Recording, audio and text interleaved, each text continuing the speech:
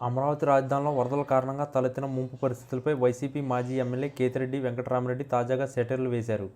రాజమండ్రిలో ఆయన మాట్లాడుతూ మరో 2 సంవత్సరాల్లో అమరావతిలో పులస చేప దొరుకుతుందన్నారు. గోదావరి జిల్లాలోనే కాదు పులస చేపను అమరావతిలో పట్టి ఇస్తామంటూ అమరావతి వరదలపై ఆయన వ్యంగ్యాసాలు స్పందించారు. దీనిపై టీడీపీ మంత్రులు ఇవాళ ఘాటుగా స్పందించారు.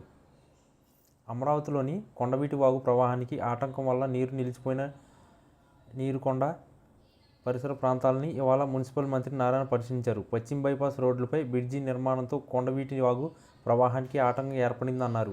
బ్రిడ్జి నిర్మాణం సమయంలో మట్టిని అడ్డు వేసి వదిలివేయడంతో వాగు ప్రవాహానికి ఇబ్బందులు ఏర్పడ్డాయన్నారు. అడ్డుగా ఉన్న మట్టిని తొలగించడంతో పాటు వెస్ట్ బైపాస్ రోడ్డుకు 2 చోట్ల గండ్లు కొట్టి నీరు వెళ్లేలా చూడాలని అధికారులకు ఆదేశాలు ఇచ్చారు.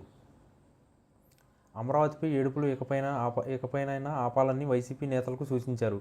లేదంటే ఆ 11 సీట్లు కూడా రావన్నారు. నిర్మాణాలు జరిగేటప్పుడు వర్షం వస్తే గుంతల్లోకి నీళ్లు రావా అని నారాయణ ప్రశ్నించారు.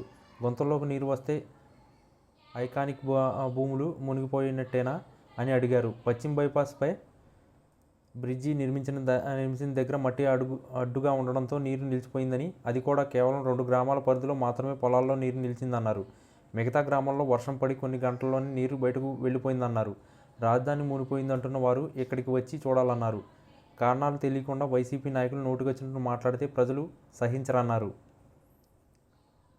హోంమంత్రి అనిత కూడా వైసీపీ నేతల విమర్శలు, సోషల్ పోస్టులపై ఫైర్ అయ్యారు. అమరావతి అభివృద్ధి చెందడాన్ని ఓర్వలేకపోతున్నారని తెలిపారు. అమరావతిపై లేనిపోని రాతలు రాస్తే వారిపై కేసులు పెడతామన్నారు. విజయవాడ మునిగిపోయిందని మరో మీడియా రాసిందని, ధైర్యం ఉంటే రాజకీయంగా రండి, పోరాటం చేద్దాం, మీరు పెట్టిన పోస్టులపై రాజద్రోహం కేసు పెట్టాలన్నారు.